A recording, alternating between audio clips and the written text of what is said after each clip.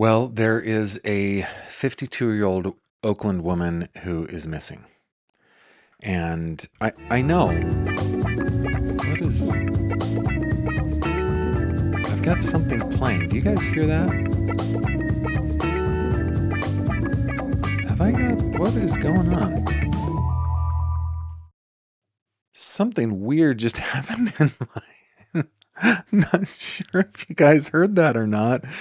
But Sticker Mule is the fastest and what is easiest going way on? to What order is custom playing? stickers. It only takes a few seconds to order, and every purchase comes with a free online proof, What free is shipping, playing? and blazing fast turnaround. Each sticker is made with Oh a my durable God. weather. I've incepted myself. I totally incepted myself. Oh, it has been so long since I've done that. I had my window open for this video. It was unmuted. Oh, that is funny. I thought Wanda was in there, playing an April Fool's Day joke on me, but I didn't see all of her arms working. So, Wanda, it wasn't you. That was the first thing I thought. Anyway, guys. Okay, Javi, I'm going to need a take two on this one. Yeah, in 3, 2. A 52-year-old Oakland woman is missing. This is nothing to joke about. This is nothing to laugh about. I apologize for that little outburst of mine. She's missing. She has been missing about a week.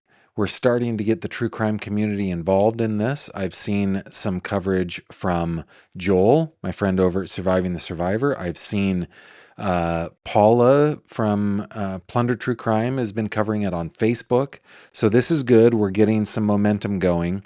Of course, major media outlets, especially those outlets in the Bay Area, have been covering this. But we're going to get into some of the details tonight. It's not quite adding up for me. In fact, the very first thing I thought was, ooh, is this going to be an Anna Walsh situation where nobody knows where she went? And I'm not casting aspersions. I'm not making any accusations. That's just the first thing I thought. Now, after I've looked into it, I don't feel like it's that way at all. This is not a Brian and Anna Walsh situation, at least from what I can tell. It's a situation where a woman went into a known place that is, I don't know if I'd call it, it's pretty rugged, right? Pretty rugged area of Oakland going up into the Oakland Hills. And she has not been seen since. And we need to find her. The community wants her found. Her family wants her found. Her friends want her found. We need to help find her as well. So if that's something that you want to talk about with me tonight, please stick around. I'm also going to give you an update on the Nancy Guthrie case. We've got an update on the prosecution against Tyler Robinson. We've got Mickey Stein's news, a new court document dropped today in the case of Mickey Steins, who is accused of murdering Judge Kevin Mullins. We've covered that at length here on the channel. And also, we've got a bit of an update on Brad Simpson, who is accused of murdering his wife, Suzanne Simpson. So we've got so much to talk about tonight. I hope you'll stick around and get into it with me here soon, shortly. Javi, I'm having a hard time, man.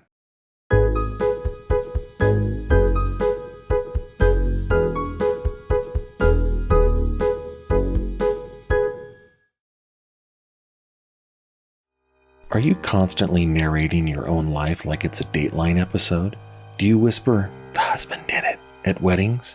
You may be one of the millions silently suffering from a condition known as True Crime Brain Syndrome, or TCBS. But now there's hope. Cluvelta, the first semi-legal, questionably tested treatment for TCBS. Cluvelta helps restore balance to your life by gently replacing your obsession with murder with an obsession with real estate shows. Cluvelta users report fewer murder boards, shorter Reddit rabbit holes, and an increased ability to trust their spouses again. Maybe. Side effects of Cluvelta may include watching cooking shows and actually following the recipes, trusting your neighbors not to be serial killers, starting a knitting club, and accidentally solving local crimes anyway, hallucinations of Keith Morrison narrating your dreams, and in rare cases, mild interest in HGTV. If you experience sudden urges to say, let's circle back, or this doesn't add up, discontinue use immediately and call your podcast co-host immediately. Cluvelta, because even you deserve to sleep without checking your Ring camera 12 times a night.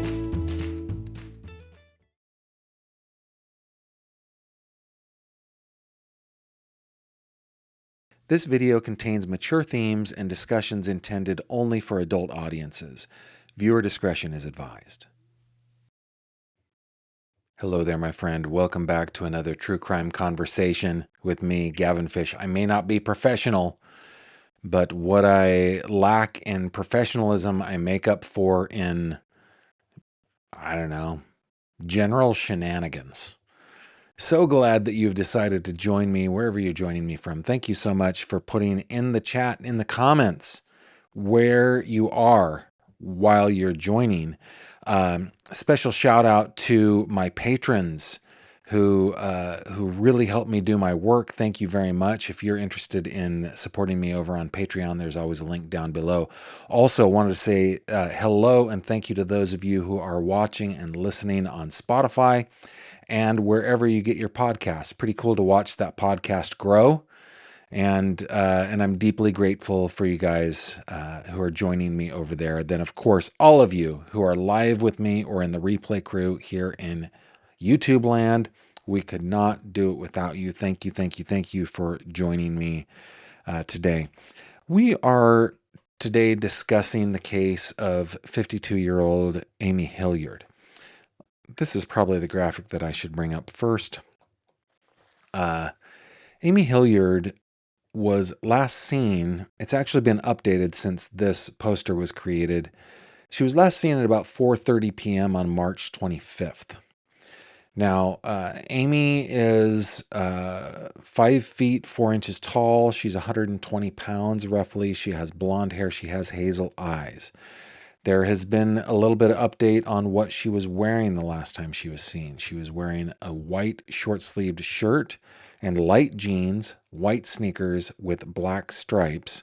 She was last seen going into Diamond Park in Oakland.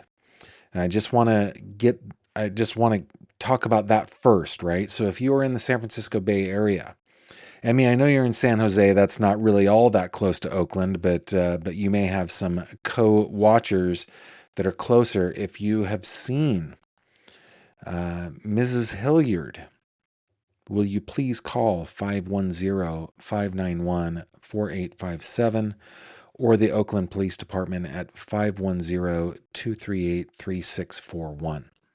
This is a person who is considered to be at risk. Like I said, she's been gone since the 25th of March. It's been a week that she has been gone. We don't know why or how she just simply disappeared, but we're going to get into it today to see if we can kind of eke out some clues in some of the coverage. A little bit about Amy. Amy owns a coffee store in Oakland and in San Francisco that's pretty darn popular. And of course, as I bring that up, it's Farley's Coffee. Farley's Coffee. And she's pretty well known in the neighborhood and in the Bay Area. She's a co-owner with her husband, Chris. Here's a picture of Amy and Chris. At this point, there doesn't seem to be any suspicion, at least publicly, that Chris had anything to do with it. This isn't one of those cases where people are like, everybody please check the basement. No.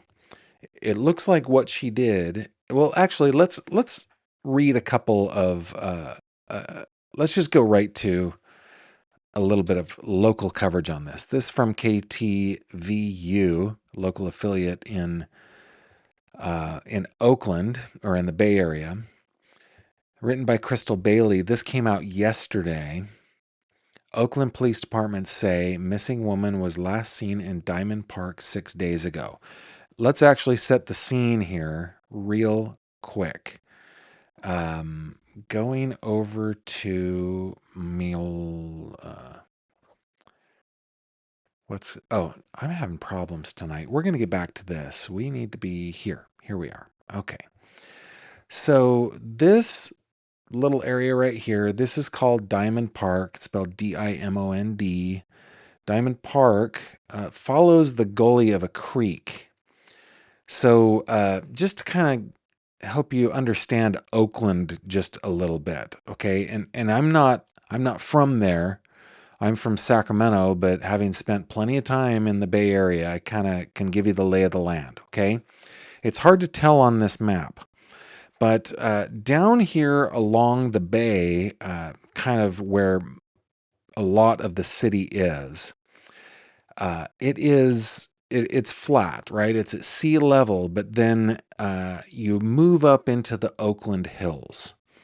So when we're in Diamond Park here, we're kind of moving up into that area. We're getting up into the hill part of the city, which then goes over the hill up into Walnut Creek and one of my favorite places on earth, actually, Moraga. Where is Moraga? I bet if I get in here closer, it will find it. Doesn't really matter.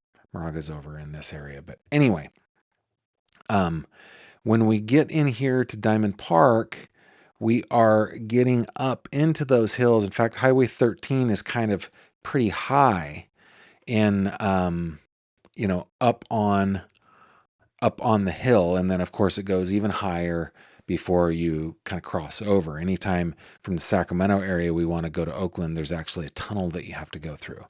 So anyway, as we see this park kind of travel through up this gully, this canyon that is created by a creek, it's going higher and higher in elevation. What we understand is that Amy was a kind of a hiker, kind of an outdoorsy kind of girl, right? And she would go and she would walk out in this park.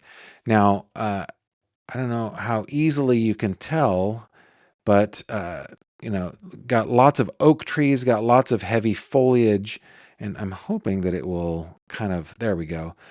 And you've got backyards going into the park.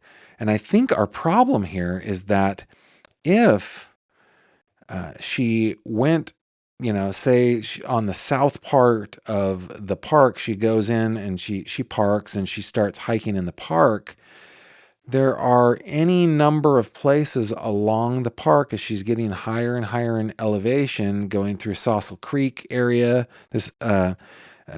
There's so many places where she could exit. There aren't just official exits, going out places that might have cameras and stuff like that. There are an infinite number of places that she could have come out if she did come out. And I have watched some news coverage where people are going in there kind of like Jack and Lily Sullivan style, and they're just trying to cover every square inch of that park. Did something happen while she was in the park that caused her to be incapacitated? Did she lose consciousness? Did she fall and get hurt? She couldn't move.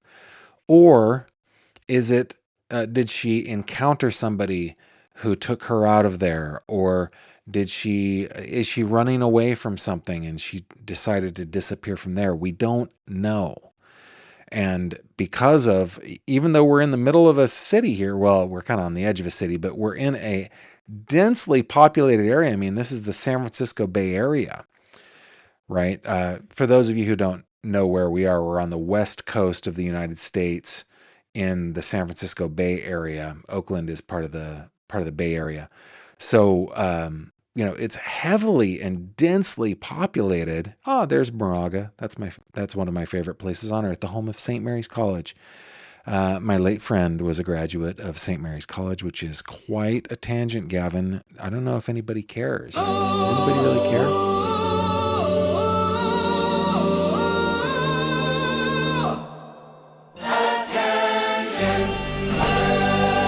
Javi, I think think that was appropriate. Yeah, that was appropriate, Javi. Thank you very much for the tangent button. So anyway, we're in a densely populated area and she has just vanished. Okay, going back over to this news coverage. Written by Crystal Bailey for KTVU, Oakland Police Department says missing woman was last seen in Diamond Park 6 days ago. Dateline Oakland. Authorities and volunteers were out searching Tuesday. This would be yesterday from the time that we are recording this. Searching Tuesday morning in Oakland's Diamond Park for a missing coffee shop owner who hasn't been seen since last Wednesday, 25th. Amy Hilliard, the co-owner of Farley's Coffee, was last seen around 2 p.m. Wednesday. That has been updated to about 4:30. She was last seen, but I'm going to read this, 2 p.m. Wednesday, leaving her home in Oakland's Cleveland Heights neighborhood. Authorities are considering her at risk because of a medical condition. So she was seen leaving her home around 2 p.m. in Cleveland Heights, but that's been updated that she was seen around 4:30 in or near Diamond Park. Now, Gavin is having a hard time. Let's go to here. I just wanted to show you kind of, she lives in the Cleveland Heights area. It's over here by Merritt Lake.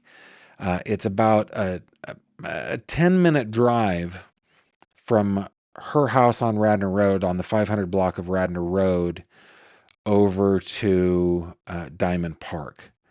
And I think, I don't know if it matters to you guys, but just to kind of see kind of the neighborhood that she lives in. This is what Oakland looks like. You know, there'll be, it's already rather hilly, looks like, where she lives. But when we get up into, let's go up here to near Diamond Park anyway. We're up higher in the hills, right? It's just, Oakland is just very hilly, almost like San Francisco is. So this is the kind of area that we are talking about. Okay. Where were we? About 60 people from the Alameda County Sheriff's Office are part of Tuesday's search, which started around 8 a.m. Mutual aid teams from Contra Costa and Marin counties are also assisting. The Oakland Police Department issued a statement saying the search focused on this location because it's the last place Hilliard was known to be. Police said there is recent video footage of her at Diamond Park at around 4:30 p.m. on March 25th, the day she was last seen. I don't know what kind of video footage that is. It was somebody in the park videoing something and came forward to police and said, here is some video where she's walking through, or is it security camera or somebody's Ring camera, around the park? We don't know at this point.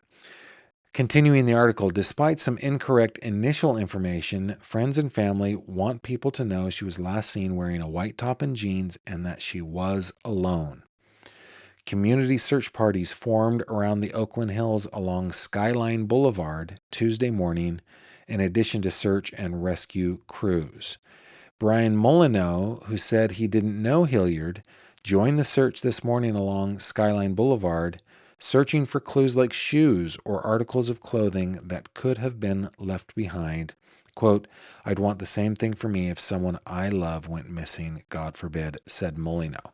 Now, we're looking for Skyline Boulevard. So I just want to go over here real quick, see if we can find.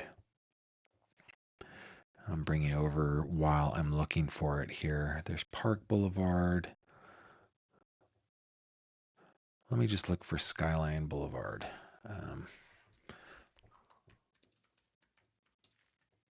Oakland, California. Okay, so this is Skyline Boulevard.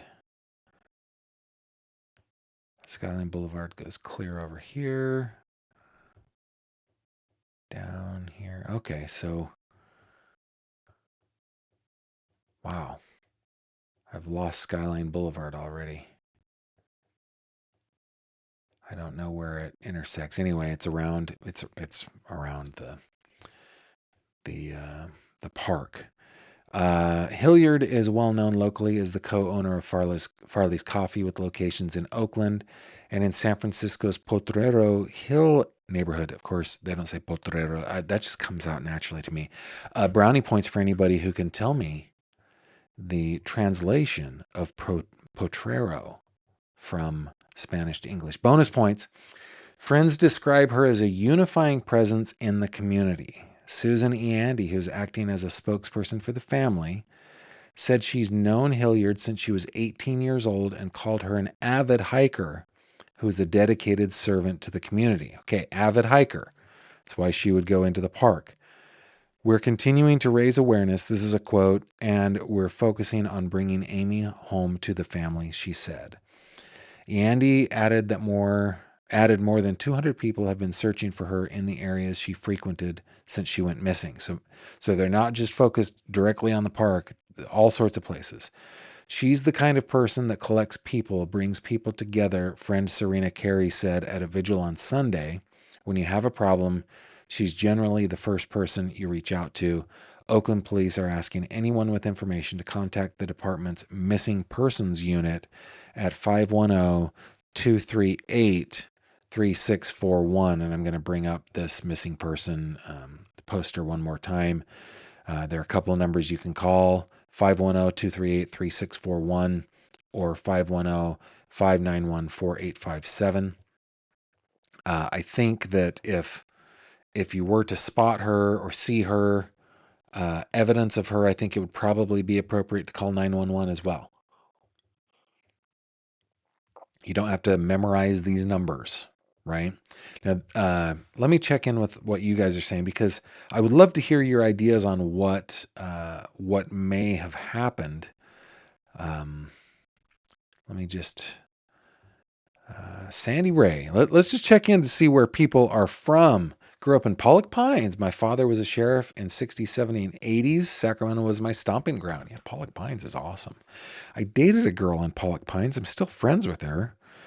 When I said dated, like we were 17 years old or 18 years old, something like that. She's awesome. Still lives in Pollock Pines. Great place. Allie is a newbie. Loves me. Glad you're here. Thank you for being here. Let's see if anybody else is checking in with where are you guys from. Let's see where you're from. Salisbury, Tennessee is in the house. Hazeltime lived in Oakland. Nancy, this is a great question. Any movement with bank accounts? None that I have heard. Emmy says that it's not that far from me. Emmy, I know you're in San Jose.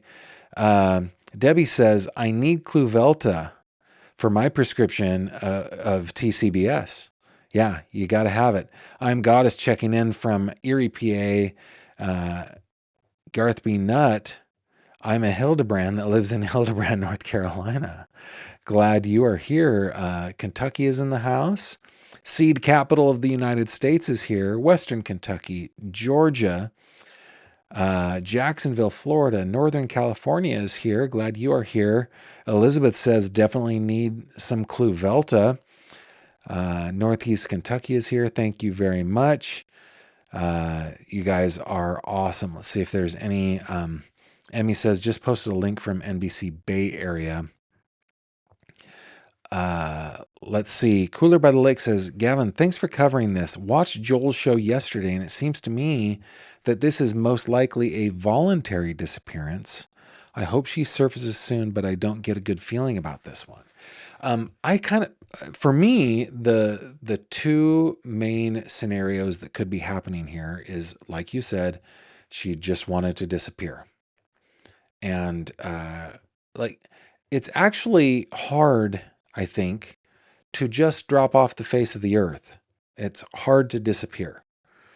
There are just so many Ring cameras and Nest cameras and generic cameras. There's just so many cameras everywhere, right? It's hard to disappear, especially if we get this word out to more people who live in the area and who have cameras, maybe even dash cams, right, as they're driving near the park. it's just so hard to disappear, but that's definitely one possibility, especially considering, like I said, that you could sneak out through somebody's backyard or something like that. So totally, totally possible. It could be that she is safe in a, in a shelter somewhere. Could be. And oh man, I hope so. But I think for a person like Amy, at least from the way she's been described, I think that she may have injured herself while she was in there and was not able to get help, or something happened to her at the hand of another in that park. Either way, doesn't matter. We need to find her, right? And so many people go missing. So many people go missing. We just don't want them to be missing forever. What was the name of the young woman? Will you guys remind me? What was the name of the young woman from Hawaii who ran away to Southern California, then to Mexico? And we were searching for her. And her father, poor guy, in his grief, he unalived himself while she was missing. Man, I don't want anything like that to happen. I'm so worried about it. Robin says, I'm curious what her personality is like. Do the actions she took make sense for her? If you can enrich the information, put GF in your message so Gavin can see it. Yeah, please do. Tira Olson. Yeah, am I reading that right? Anyway, yeah, please tell me if you have some sort of insight on that. Sarver, PA is in the house. Austin, Texas in the house. Emmy says there's a person who used to work with her in the coffee shop. Okay, hopefully you'll check in with me. North Carolina here, Gun Barrel City, Toledo, Ohio, Jersey Shore. If you put GF in your comment, that highlights it for me on my end, and it makes it more likely that I can see it. Lubbock, Texas is in the house. Robin says she said she last saw Amy 4 days before she went missing. Yeah. We do understand it was Hannah Kobayashi. That's right, Emmy. Thank you very much. And thanks, Tiff. Maybe she didn't want to be tracked. She left her phone. Judith saying, any thought that this might be an intentional disappearance? Could be that she's running away. Could be 100%. But I mean, she's at risk, right? She has a medical condition. We don't know we don't know what that medical condition is. We just understand that she does have a medical condition. Larnold, I'm guessing Larnold is French. It is the Arnold. Larnold. Is Javi real? I think I should address this. I've had a couple questions. Are Javi and Wanda real? Let me answer the question this way. Is Punxsutawney Phil real? Of course. Of course Javi and Wanda are real. Come on. Nick says, I think the info is vague. I'm curious what the medical condition is. Was it psychiatrist? Also, was she a regular walker in that park? I think that, we know she was an avid hiker. I don't know if she was regular to that park or not, but you're right, Nick. We do, we have very little information to go on this. Now, there was a candlelight vigil, which kind of indicates to me, maybe I'm reading it wrong. Maybe I'm reading into it too much, that maybe they want her to see that people care. And maybe this is an indication that this was an intentional runaway kind of situation. But this was written 2 days ago by Warren Peterson in the San Francisco Chronicle, covering this vigil. Headline, Candlelight Vigil seeks return of missing Bay Area coffee shop owner. About 100 friends and family of a Bay Area coffee shop owner missing from Oakland since Wednesday gathered in solidarity Sunday evening as they held out hope for her safe return. A candlelight vigil at the pergola on the east side of Oakland's Lake Merritt provided a sense of community for the loved ones of Amy Hilliard, 52, who was last seen around 2 p.m. Wednesday on the 500 block of Radnor Road in the Cleveland Heights neighborhood. Of course, we know that's been updated to 4:30 p.m. at Diamond Park. And the Lake Merritt area is where she lived. She lived very close to the lake. Quote, "The mood was grounded in care, connection, and hope." I'm reading between the lines here, guys. It kind of feels like maybe she intentionally did this and they want her to know she can come back. She's loved, right? Okay, the mood was grounded in care, connection, and hope, Sarah Walks, a longtime friend of Hilliard's, told the Chronicle after the vigil. It was a space for people to come together, support one another, and show up for Amy and her family with love and strength. Hilliard is co-owner of Farley's Coffee with locations on Grand Avenue near Broadway in Oakland and on 18th Street in Potrero Hill in San Francisco. She is a deeply loved member of this community, says Walks, who has known Hilliard since their children, now in college, were in preschool together. Amy has been a light in this community for so many years through the care and intention. Hundreds of people have united in recent days to search for her, organizing teams to walk hiking trails, canvass neighborhoods, and connect with local businesses in hopes of finding any information or footage that would help, Walks said. Hilliard is described as a white woman standing at about 5 feet, 4 inches tall, and weighing about 120 pounds. She has blonde hair and hazel eyes, was last seen wearing a white short-sleeved shirt, light jeans, and white sneakers with black stripes. She is considered at risk due to an undisclosed medical condition, police said. Anyone with info on Hilliard's whereabouts is asked to call Oakland Police at 510-238-3641. I wonder, and I don't know that speculation is even appropriate here, but I wonder if her medical condition is such that she's like, I'm just gonna call this good. I'm gonna just go ahead and check out. Man, I hope not. Oh, I hope not. But that is what is going on in the case. Let's see. Let me hop into your comments here.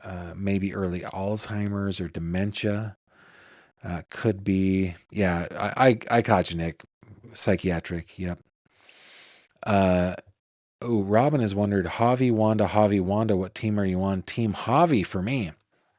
They are both valued and deeply important members of my team. Without Javi, how would buttons be pushed? How would knobs be turned or levers toggled?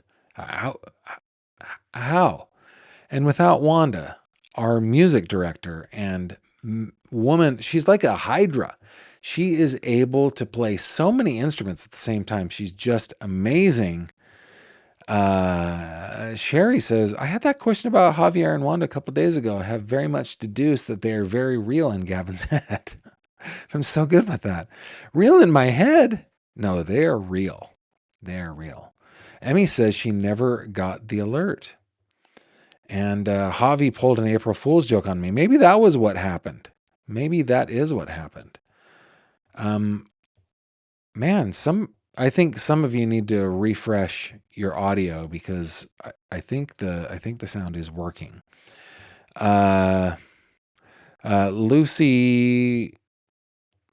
Lucy Colon.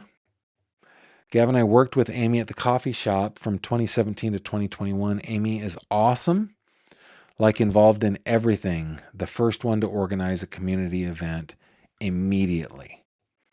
That's awesome, Lucy. Gavin used Farley's East Kitchen for people who needed food when COVID hit. She's a boss, but balanced out by her personality, which is so elevated, warm, and humble. What a terrific, I guess. It's just a terrific thing to say. Thank you very much. And yeah, she would be really, really young for early onset Alzheimer's or dementia, but we don't know, right? We just don't know.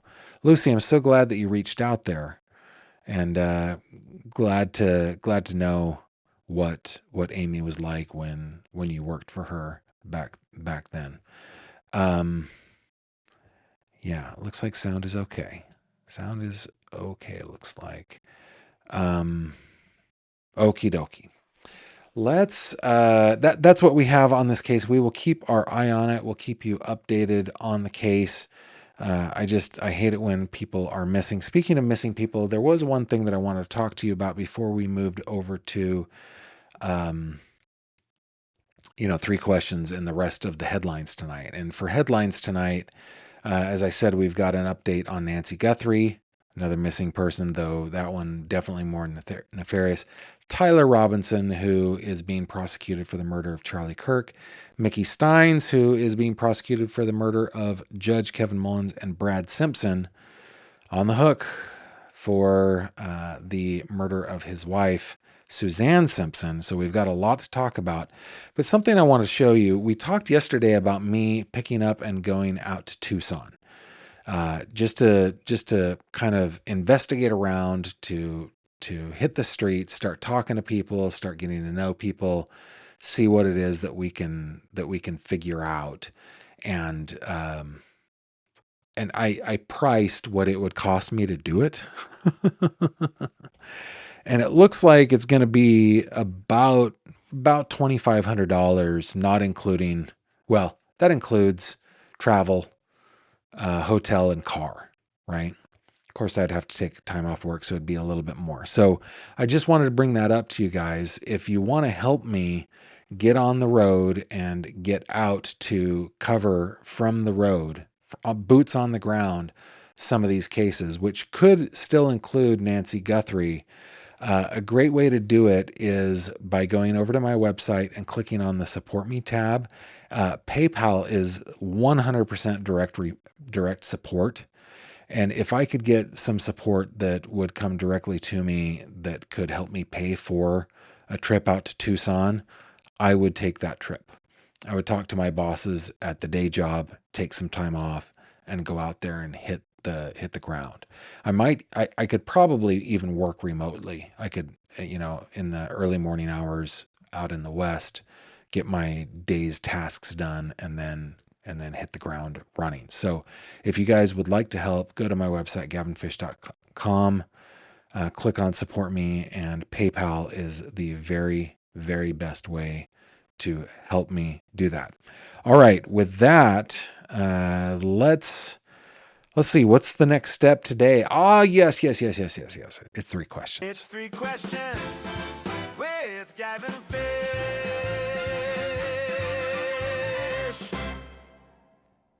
Okie dokie. In this segment, y'all, if y'all are new here, I answer 3 questions that you send to me.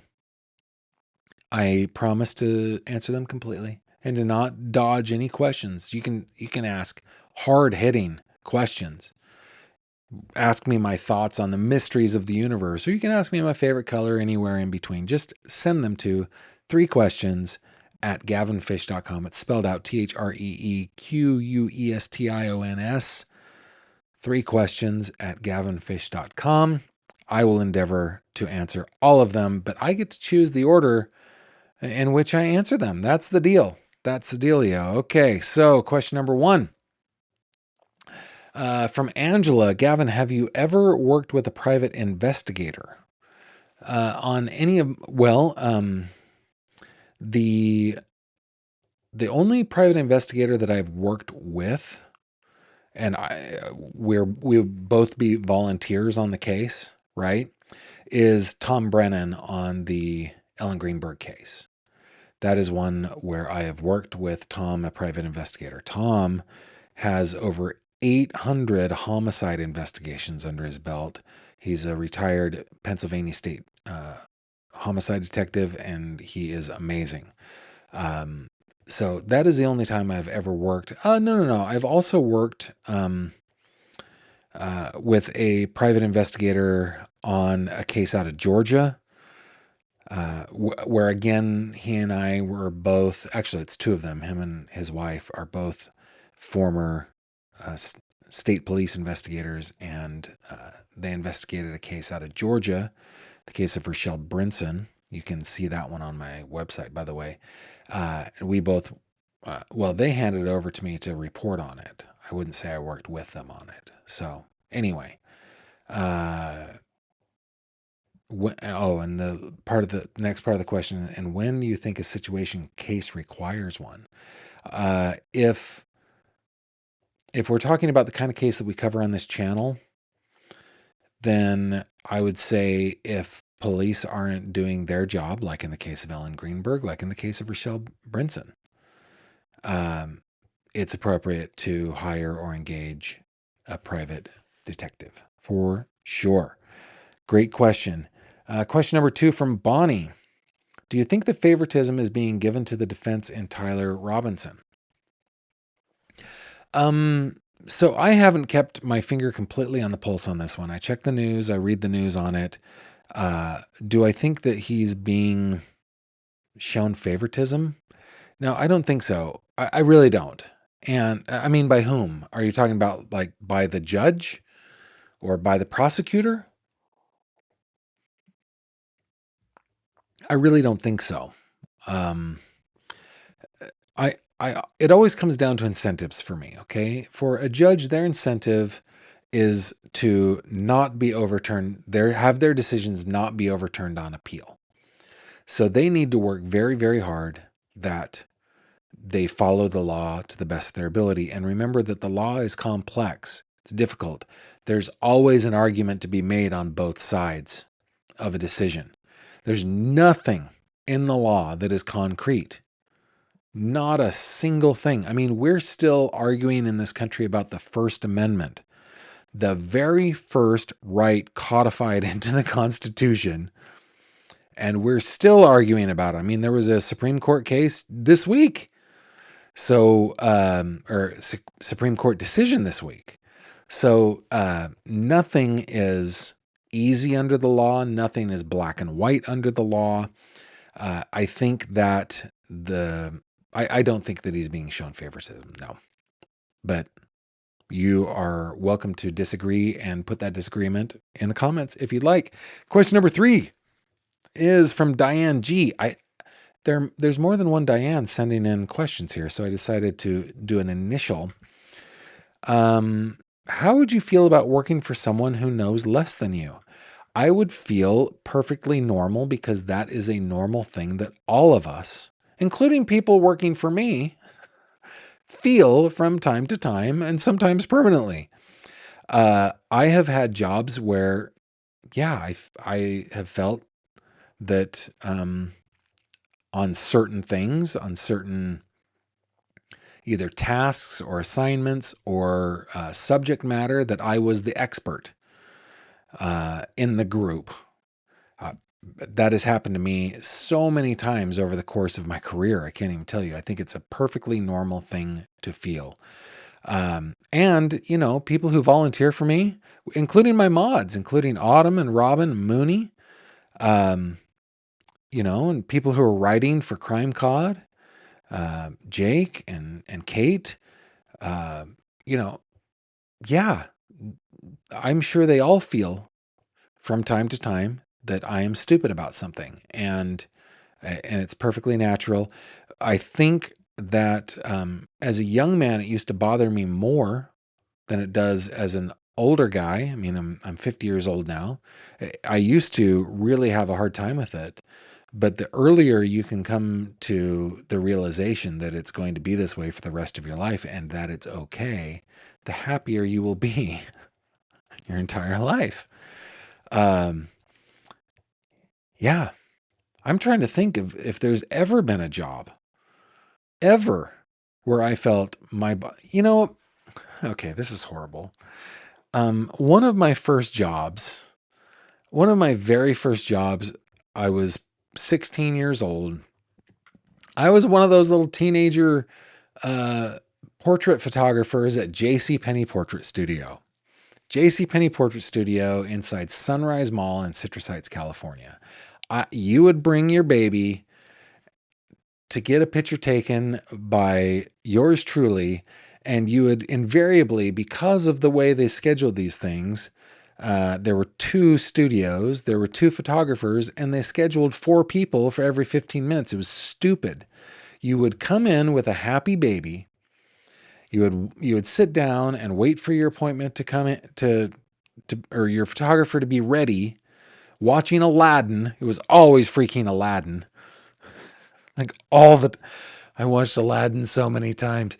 And by the time you got your baby's picture taken, they had had enough. They were grumpy, they were hungry, they were crying, they had had a dirty diaper. I mean, I did this day in and day out.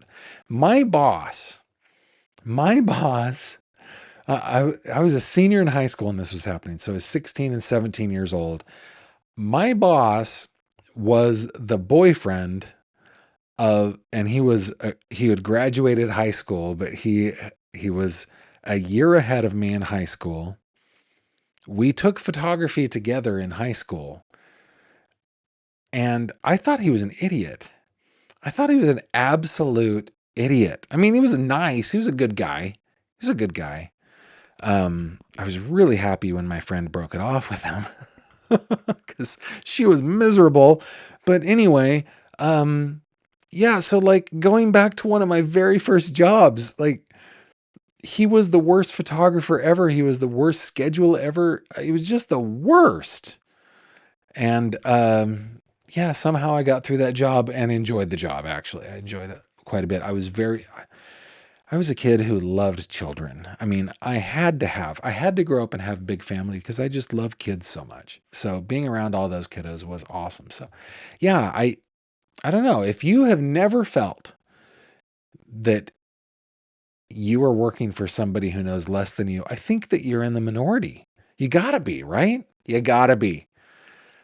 Great questions as always, guys. Thank you very much for sending those in. Don't forget that you can send in questions as well to 3questions@gavinfish.com, 3questions@gavinfish.com.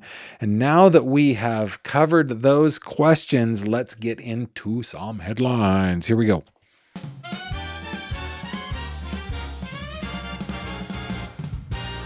True crime headlines. Okie dokie. Let's come on over. Let's start with Nancy Guthrie, shall we? This from the New York Post. Now, I know that there are a lot of people out there, including I saw Brian Enton out there kind of checking out the rugged terrain. I also know that police officers checked all that rugged terrain kind of around Nancy Guthrie's house. This written by Emily Crane. The headline says, ex-Arizona SWAT chief shuts down theory Nancy Guthrie was taken through rugged terrain at back of house. I think this is kind of obvious, but okay. A former Arizona SWAT commander has poured cold water on a, quote, highly improbable, close quote, theory that Nancy Guthrie was abducted via rugged terrain at the back of her home, insisting whoever was responsible for her disappearance clearly had to go out the front. Authorities have repeatedly scoured the remote terrain behind Savannah Guthrie's 84-year-old mom's Tucson home since Nancy was first reported missing on February 1st, fueling initial speculation that her kidnapper could have used a remote track to flee undetected. But Bob Krieger, a former lieutenant who spent nearly 30 years with the Pima County Sheriff's Office, took News Nation's Brian Enton on a tour of the area to show just why that theory is so unlikely. Quote, there's no way they're bringing her back this way. If they got there that way, they clearly had to go out the front, Krieger said in an interview that aired Tuesday. You can't even see her house necessarily. There's just so much brush and trees back here, he added, of the Catalina foothills where Nancy's home is located. Give me a second. I need to wet the old whistle. The ex-SWAT commander was filmed traipsing through the terrain in search of Nancy's home, arguing it was proof those responsible would have struggled among the maze of brush, cacti, and trees. Just based on her size and weight of carrying someone and getting over walls, I don't think the back would be practical at all, Krieger said. It's not going to be quick, and it's going to be loud. You're going to get more attention at 1 o'clock in the morning in an area like this than you are walking up to someone's front door. So there you have it, and I agree with him. I know that police have had to do their due diligence, right? They've had to go back there and make searches and everything, and I think that's good to do, especially if somebody was stalking Nancy or casing the house or seeing what her schedule was like, what her habits were. Maybe they would leave some sort of evidence back there, footprints, maybe something. I don't know. So I think it's good that police have been back there looking, but I am with Lieutenant, what's his name? What's his name? Lieutenant Bob Krieger. Did I just make up the lieutenant part? No, former Lieutenant Bob Krieger. Yeah, I'm with him. They went out the front door. That's where the blood was. That's the easiest and quickest escape. Okay, we were talking about Tyler Robinson. This from people.com, written by Liam Quinn. In the Charlie Kirk case, legal expert weighs in on defense claim bullet doesn't match suspect's rifle. We talked about this a little bit yesterday, right? Charlie Kirk was hit in the neck. Oh, what a terrible place to get hit. The good news, the silver lining, I think, is that he lost consciousness so quickly that he didn't even feel what hit him. I hope that's the case. But anyway, while attorneys for Tyler Robinson claim the bullet that killed Charlie Kirk couldn't be linked to a rifle allegedly connected to their client, a legal expert tells People an inconclusive ballistics report is not uncommon. Amen, hallelujah. That's what we talked about a little bit yesterday. The defense claim is found in a motion to delay Robinson's preliminary hearing and states that the ATF report, quote, was unable to identify the bullet recovered at autopsy to the rifle allegedly tied to Mr. Robinson. Nima Rahmani, a former federal prosecutor, says that even if authorities can't conclusively link the bullet to the rifle, it doesn't mean Robinson will be acquitted. Rahmani pointed to several other pieces of evidence that authorities have submitted, including alleged admissions authorities claimed Robinson made on Discord as potential strengths of the prosecution's case. Quote, it's not like he's necessarily going to walk away from this just because there's an inconclusive ballistics report, Rahmani says, but it's certainly a good step in the right direction for the defense. Further, Rahmani says he believes prosecutors could still, quote, get over reasonable doubt without a conclusive, definitive ballistics report. An inconclusive report also does not mean the possibility of a match has been ruled out. So yeah, like I just said, everything is complex, right? And what other evidence do they have? Do the bullet casings match the gun, right? I know that there was DNA found on the trigger. He's on camera, stuff like that. So there's a lot going on there. So that's that quick update. And as always, there's a link in the description below to all of the articles that we are reading today. This from Mountaintop Media in the Mickey Steins case. Steins files affidavit seeking judge's removal from murder trial, written by Ralph Davis. I actually have this. I actually have the affidavit. Let's just look at the affidavit real quick. Comes now, Sean Mickey Steins being first duly sworn under oath and states as follows. His name, he's the defendant, he's over 18, he makes the affidavit, it's his belief that it's fair, blah, blah, blah. Okay, paragraph 3. It is my belief that I will not be afforded a fair and impartial trial or pretrial proceedings by Judge Corrin and seek the designation of a special judge pursuant to Kentucky Revised Statute 26A.020. And then paragraph 4, it just kind of rehashes all the other stuff, right? In December 2025, they found out that there was a video with Judge Corrin next to Judge Mullins. The video also shows Mullins' widow in attendance at the meeting. It's my belief that in addition to the meeting shown in the video, there was a companion social or dinner event conducted or connected to the meeting. In the video, Mullins is shown reporting on his involvement with legislative efforts as well as Women's with Dignity bill. Mullins also highlights his recent recovery events and expungement efforts in Letcher County. Blah, blah, blah. These are things that we've heard. Judge Corrin did not disclose this fact to the parties despite the close connection in time to the events at issue, leading to an appearance of impropriety.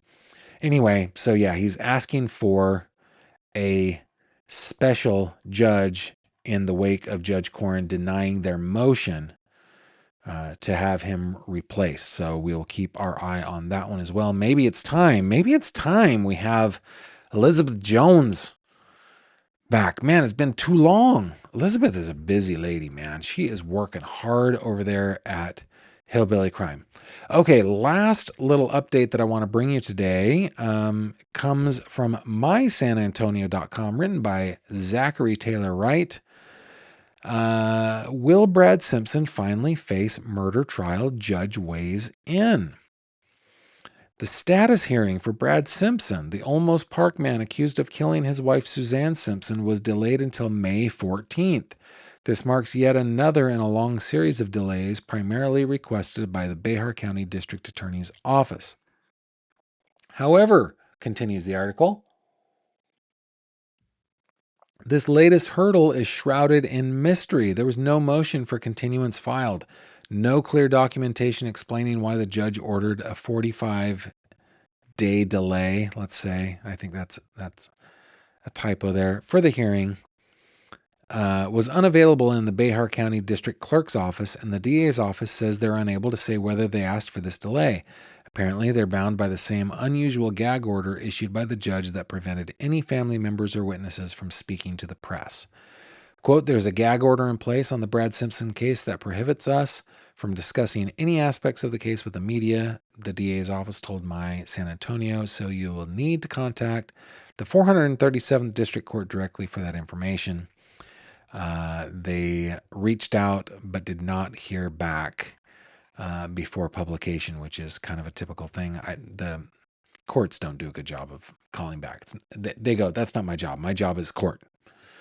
So, 45-day delay in the Brad Simpson trial. Now, was there more? This was the original one. I don't think so. Okay, so that's where we are. He will eventually face his murder trial. We just have to be patient. Those guys are your headlines.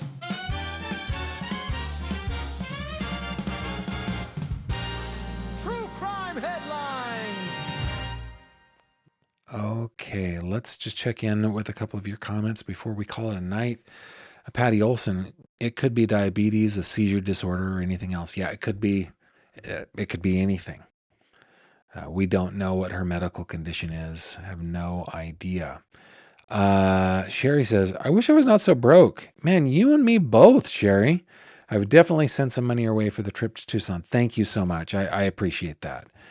It just refreshed on me. A couple things here. Robin says, OMG, you're anything but stupid. What you are is aware you have a capacity to learn and change your mind. You're an awesome boss. Well, thank you very much. Robin also says, sounds like there's a wee bit of trauma from that JCPenney portrait studio. Arabian Nights. Yeah. Aladdin had just come out on VHS. And we had one of those little TVs that was like a 13-inch TV with a little VCR built into it that it would just play until the credits rolled, and then it would auto rewind. Somebody would go, oh, that needs to play again. And we'd play it again. It's just over and over and over and over. Miss Chivos Dragon says, I noticed today that there's no way off Nancy's back patio without walking through the grass. Surely there were no gurney tracks in the grass on February 1. Footprints, however? Yeah, I mean, they could have taken a gurney in the back door and then come out the front door. Yeah. I don't think the family would have thought of that either, right? Like, see if there are tracks and stuff like that. So yeah, we will have to check.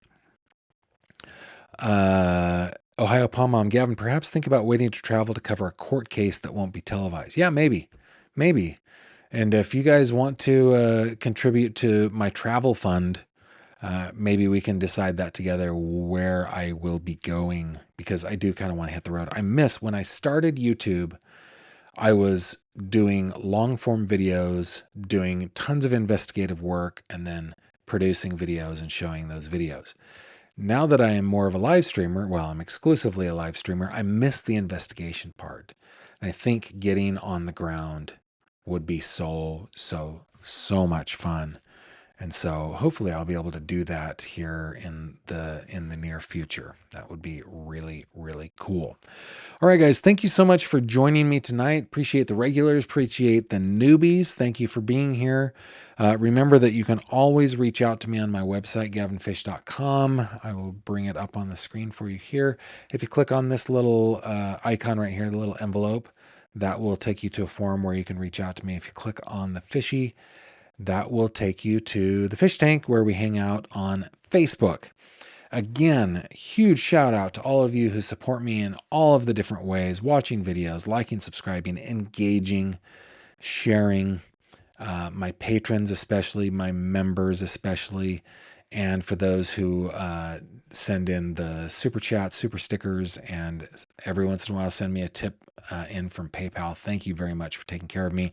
And to those of you who are listening on Spotify and helping me grow that part of the channel, it's huge. It's huge, huge, huge, and I'm so grateful. With that, I bid you adieu, and I hope to see you back tomorrow night, 6 o'clock p.m. Eastern, right here on this channel. Until then, please take care of yourselves. Good night. Thank you very much for watching this video. If you liked what you saw, please consider subscribing. And if you have any questions or comments, please leave them below.